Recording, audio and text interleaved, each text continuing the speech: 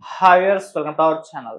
విజయసాయి రెడ్డి కూడా ఇప్పుడు జగన్మోహన్ రెడ్డి గారికి అగనిస్ట్ గానే ఒక తిరుగుబాటు చేస్తున్నట్టుగా కనిపిస్తుంది. ఆయన పైన విమర్శలు చేస్తున్నారు. కోటరి బయటకు వస్తే తప్పితే జగన్మోహన్ రెడ్డి గారికి భవిష్యత్ అనేది ఉండదంటున్నారు. ఈ కోటలో సజ్జలరావు గారు ఉన్నారు, ఆయనే ఇన్ఫ్లుయెన్స్ చేస్తారని కూడా చాలా మంది మాట్లాడేస్తున్నారు. అసలు ఎందుకు కంప్లీట్ గా విజయసాయి రెడ్డి ఈ స్థాయిలో మారిపోయారు? మరి ఆయన వేరే పార్టీకి ఏమైనా షిఫ్ట్ అయిపోతున్నారు? ఎందుకు జగన్మోహన్ రెడ్డి గారికి అగనిస్ట్ గా ఆయన తిరుగుబాటు చేస్తున్నారు? ఇప్పుడు ఇదే అంశాల మీద డిస్కస్ చేయడానికి ప్రజెంట్ మనతో పాటు టీడీపీ స్పోక్స్ పర్సన్ సూర్యదేవ్ లత గారు ఉన్నారు. వారితో ఒకసారి మాట్లాడి తెలుసుకునే ప్రయత్నం అయితే చేద్దాం. నమస్కారం మేడం. నమస్తే మేడం, జగన్మోహన్ రెడ్డి గారికి ఆల్రెడీ షర్మిల గారు ఉండగా మళ్ళీ ఇప్పుడు అంతే క్లోజ్ ఉన్న విజయసాయి రెడ్డి గారు కూడా రాజకీయ సన్యాసం తీసుకుని బయటకు వచ్చి ఆయన పైన విమర్శలు చేయడం చూస్తున్నాం. అంటే ఎందుకు ఈ విధంగా విజయసాయి రెడ్డి గారు ఈ విధంగా కంప్లీట్ గా మారిపోయారు? మరి ఎందుకు జగన్మోహన్ రెడ్డి గారి పైన విమర్శలు చేస్తున్నారు? అసలు ఏం జరిగింది? మరి ఆయన విమర్శల పైన మీ ఒపీనియన్ ఏంటి మేడం?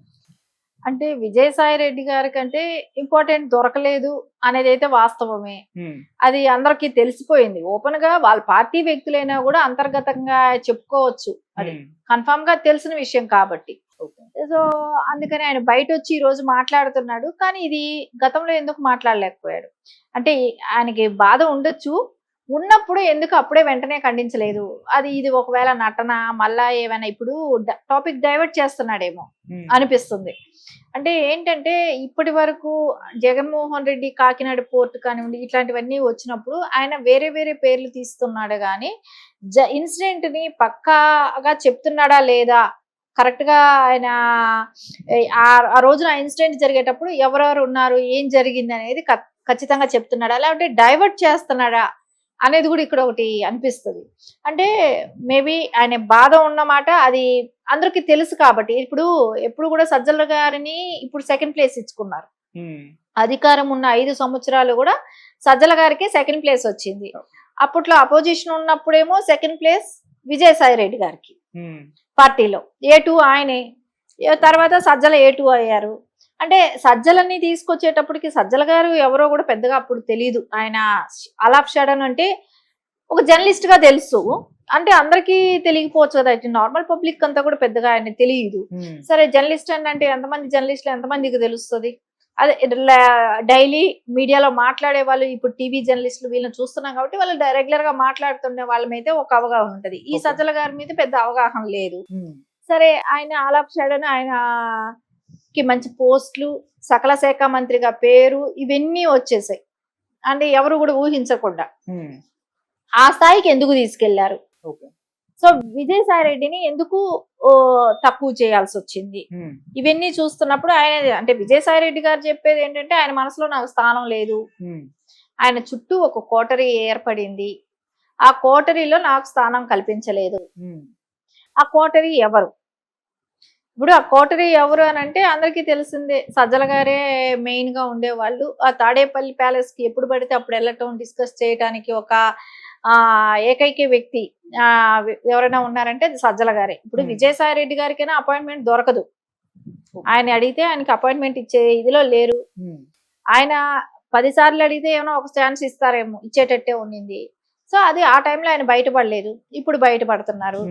అంటే సజ్జల గారికి ఇచ్చారనే అక్కసా, ఆ స్థాయి కల్పించారనే అక్కసా, లేదంటే పార్టీ నిర్వీర్యం అయిపోయింది ఇంకా పైకి తేరుకోదు కాబట్టి, ఇంకొచ్చే పార్టీకి మనుగడ లేదు కాబట్టి ఇప్పుడు ఇంకేముంది బయటపడిపోయి మాట్లాడితే పర్లేదు కదా అనే ఉద్దేశంతో మాట్లాడుతున్నాడా? పార్టీ ఇంకా మనుగడ కష్టం అనేది వాళ్ళకు కూడా అర్థమైపోయింది. ఇంకోటి ఇక్కడ ఇవన్నీ చూస్తుంటే ఒకవేళ సజ్జల గారుకి ఈ రకమైన హైప్ ఇచ్చింది ఎవరు, ఇంత హైప్ రావడానికి కారణం ఏంటి అన్నప్పుడు ఇక్కడ కొన్ని విషయాలు మనకు ఒక అంతర్గతమైన విషయాలు, కొన్ని టాపిక్స్ తీసుకున్నప్పుడు ఖచ్చితంగా ఒకటి అనిపిస్తుంది. ఖచ్చితంగా జగన్మోహన్ రెడ్డి గారు అవ్వచ్చు, సో ఆ కుటుంబ సభ్యులు అంటే ఇంకా భారతి రెడ్డి గారు అవుతారు. సో వీళ్ళిద్దరి సజ్జల గారికి ఆ హైప్ ఇచ్చినట్టే కనపడుతుంది.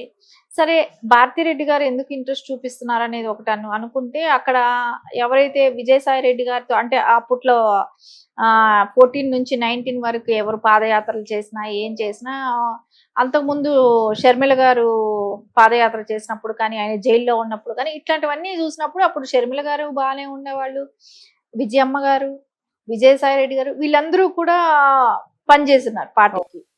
ఆలాఫ్ షడన్ ఏంటంటే అధికారంలో వచ్చినాక వాళ్ళందరినీ పక్కన పెట్టడం జరిగింది. సో దీనిలో ఎవరు హస్తం ఉంది?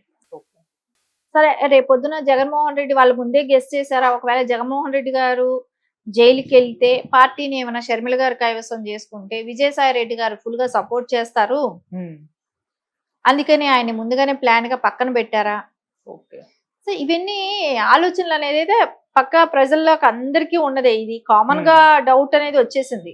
సరే తల్లిని ఎందుకు పక్కన పెట్టారు అని అంటే ఆబ్వియస్లీ ఆ చరిష్మా మళ్ళా తల్లికి కూడా ఉంది.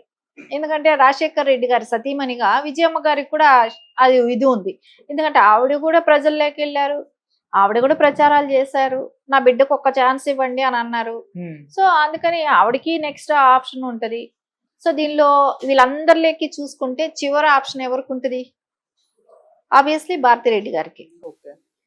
ఈ తల్లి చెల్లి తర్వాతే భారతిరెడ్డి గారికి వస్తుంది. ఎందుకంటే ఇక్కడ రాజశేఖర్ రెడ్డి గారి సంతానం కాబట్టి షర్మిల గారికి ఉంటుంది, సతీమణిగా విజయమ్మ గారికి ఉంటుంది. సో వీళ్ళనందరినీ పక్కన పెట్టాలి అనుకున్నప్పుడు అక్కడ కొత్త వ్యక్తి, అక్కడ సజ్జల లాంటి వాళ్ళు రావాలి.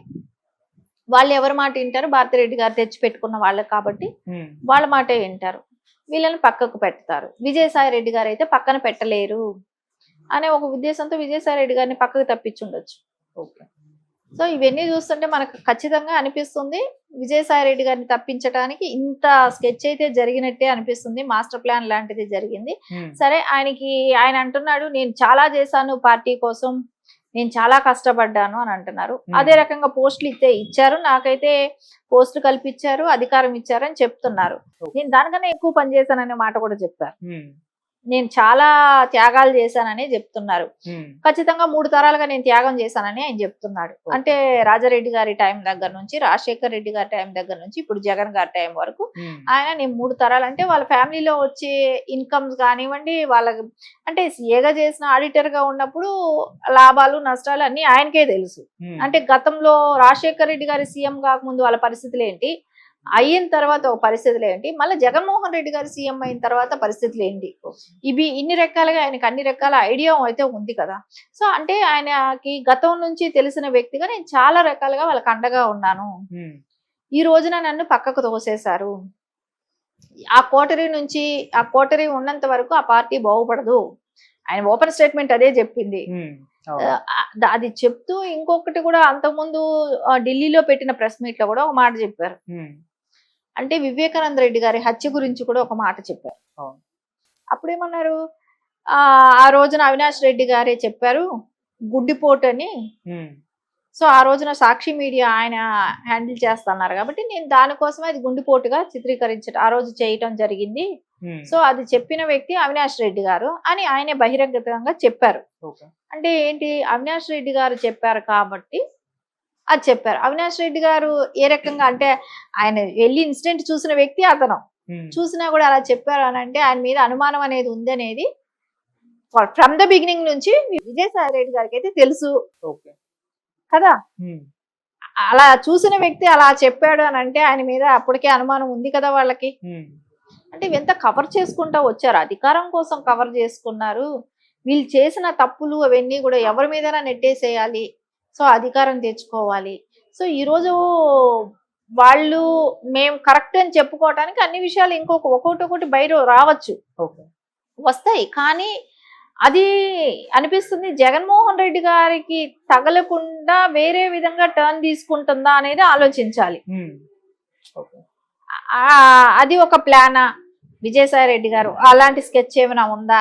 ఎందుకంటే ఇప్పుడు వీటన్నిటికీ జగన్మోహన్ రెడ్డి గారు సీఎం గా ఉన్నప్పుడు ఆయన ఎలాంటి యాక్షన్ తీసుకోలేదు. వివేకానంద రెడ్డి గారి హత్య కానివ్వండి, ఈ ఎక్కడ జరిగిన స్కామ్లైనా లిక్కరే కావచ్చు, పోర్టులు కావచ్చు, ఇసుక కావచ్చు, మైనింగ్స్ ఇవన్నీ ఉన్నాయి కదా, ఇవన్నీ రూట్ మారుతున్నాయా అని అనిపిస్తుంది.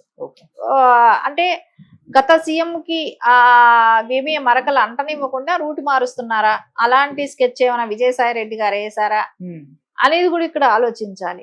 అంటే మీడియాగా తీసుకుంటే ఆయన ప్లస్లు చెప్పొచ్చు, మైనస్లు చెప్తున్నాము. ఇక్కడ విజయసాయి రెడ్డి గారు ఎంతవరకు ఇది నమ్మేటట్టు ఉంది, మీరు టర్న్ తీసుకున్న విధానంలో తేడా కనపడుతుందేమో అనిపిస్తుంది. సరే ఇప్పుడు ఒకవేళ మేబీ కాపాడాలనే ఉద్దేశంతో కాపాడినా రేపు పొద్దున ప్రజలకైతే తెలుస్తుంది కదా. ఇప్పుడు కోడికత్తి కాదు, ఒక టైంలో ఏమన్నారు, కోడికత్తితో అటాక్ చేపించింది నారా చంద్రబాబు నాయుడు గారు అని అన్నారు. ఈ రోజున ప్రజలకు ఓపెన్ గా తెలిసింది కదా ఎవరు చేశారు ఏంటి. 5 ఏళ్ళు ఆయన సీఎం గా ఉండి కోర్టుకు కూడా అటెండ్ అవ్వకుండా, ఇప్పుడు ఎవరైనా ఒకరిని హత్య చేయబోయారు అన్నప్పుడు వాళ్ళ మీద కసి ఉంటది, కోపం ఉంటది, వాళ్ళ మీద సాక్ష్యం చెప్పడానికి అటెండ్ అవుతారు. ఇక్కడ సీను విషయంలో అటెండ్ కూడా కాలేదు కదా. ఎన్నిసార్లు పలుదపాలు పిలిచారు కదా కోర్టుకు వచ్చి సాక్ష్యం చెప్పమని. ఇప్పుడు ప్రజలకు ఒక క్లారిటీ వచ్చేసింది కదా, అది జరగలేదు, జరగని ఇన్సిడెంట్ ని పెద్దదిగా చిత్రీకరించి ఆ రోజున ఆ రకంగా హైలైట్ చేశారు. ఆ రోజు ఉన్న తెలుగుదేశం పార్టీ మీద బ్లేమ్ చేయడం కోసం అనేది క్లియర్ కట్ గా అర్థమైపోయింది. అదేలాగా వివేకానంద రెడ్డి గారి హత్య కూడా అదేలాగా అని చెప్పారు. సో ఎక్కడ కూడా నిజం అనేది ఏంటంటే కొంచెం టైం పడుతుంది. మీరు ఎన్ని రకాలు ఏం మార్చినా ఏం చేసినా కూడా నిజం అనేది ఎప్పటికైనా నిలకడ మీద తెలుస్తుంది అన్నట్టు. కొంచెం లేట్ అవ్వచ్చు, అన్ని ఓపెన్ అవుతాయి, బయట వస్తాయి. నేను రాజకీయ సన్యాసం తీసుకున్నాను అన్నారు విజయసాయి రెడ్డి గారు, వ్యవసాయం చేసుకుంటానని కూడా చెప్పారు. మళ్ళీ ఇప్పుడు వచ్చి పొలిటికల్ కామెంట్స్ చేయడాన్ని ఏ విధంగా చూస్తారు? మళ్ళీ బీజేపీలో చేరబోతున్నారంటూ కూడా వార్తలు అయితే వినిపిస్తున్నాయి. ఈ విధంగా జగన్మోహన్ రెడ్డి గారికి యాంటీగా మారిపోయారు కదా, మరి టీడీపీ వాళ్ళ స్టాండ్ అంటే విజయసాయి రెడ్డి గారి విషయంలో ఏ విధంగా ఉంటుందని? మొన్నటి వరకు విజయసాయి రెడ్డి గారి పైన ఆరోపణలు, విమర్శలు ఇవన్నీ కూడా చేశారు, ఆయన మీద కేసులు కూడా ఉన్నాయి. మరి ఇప్పుడు యాంటీగా మారిపోయారు కదా, ఏమన్నా మద్దతు తెలుపుతారంటారా? మీరేం చెప్తారు మేడం దీని పట్ల? అంటే ఇప్పుడు వాళ్ళ పార్టీ అంతర్గత విషయం, నాకు సంబంధం లేదు. మా పార్టీలో అవసరం ఇప్పుడు మాకేమైనా లీడర్స్ తక్కువ ఉన్నారా, లేకుంటే మాకు ఎక్కడైనా నాయకులు కొరత ఉందా, అలాంటిది ఏమీ లేదు. సో ఆల్రెడీ వాళ్ళు కేసుల్లో ఇరుక్కున్న వాళ్ళు, మాకు అవసరం లేదు. ఇప్పుడు టీడీపీకి వాళ్ళని పిలిపించుకొని వాళ్ళకి ఇచ్చుకోవాల్సినంత అవసరం అయితే ఏమీ లేదు. అది ఆయన ఇష్టం, ఆయన ఏ పార్టీకి వెళ్తారు ఏం చేస్తారు అనేది. కాకపోతే ఇప్పుడు ప్రస్తుతానికైతే ఆయన ఏ పార్టీలో ఉండను అని అంటున్నారు కదా. నేను వ్యవసాయం చేసుకుంటాను, నాకు పార్టీలో అవసరం లేదు, నాకు రాజకీయ సన్యాసం తీసుకున్నాను, ఇంకా నేను రాజకీయాల్లో ఏ పార్టీలో కూడా ఉండదలుచుకోలేదు అనేది క్లియర్ కట్ గా చెప్పాడు. సరే, ఆ మాట మీద ఎంతవరకు నిలబడతాడు అనేది వేచి చూడాల్సిందే. వన్స్ రాజకీయ అనుభవం వచ్చిన తర్వాత రాజకీయాలు ఇది ఆయన ఒక రాజ్యసభ సభ్యులుగా ఉండటమే కానివ్వండి, ఇవన్నీ చూసిన తర్వాత రేపొద్దున ఏ పార్టీ ఆఫర్ చేస్తే వెళ్ళిపోవచ్చు. ఉంటాడని అయితే నమ్మలేము. రేపొద్దున ఇదే వైసీపీలో మళ్ళా వెళ్ళొచ్చు, అది కూడా నమ్మలేము. నాకు మళ్ళా మనసులో చోటిచ్చారు జగన్మోహన్ రెడ్డి గారు, పిలుచుకున్నారన్నా ఆశ్చర్యపోవాల్సింది. మళ్ళా రేపు నాకు మనసులో చోటు దొరికింది అందుకే నేను వెళ్ళిపోయినానని మళ్ళా ప్రెస్ మీట్ పెట్టినా పెట్టచ్చు. ఇప్పుడు జగన్మోహన్ రెడ్డి గారు అక్కడ మీకు ఒకటే, జగన్మోహన్ రెడ్డి గారి మీద ఎలాంటి బ్లేమ్ చేయట్లేదు, ఓన్లీ నాకు మనసులో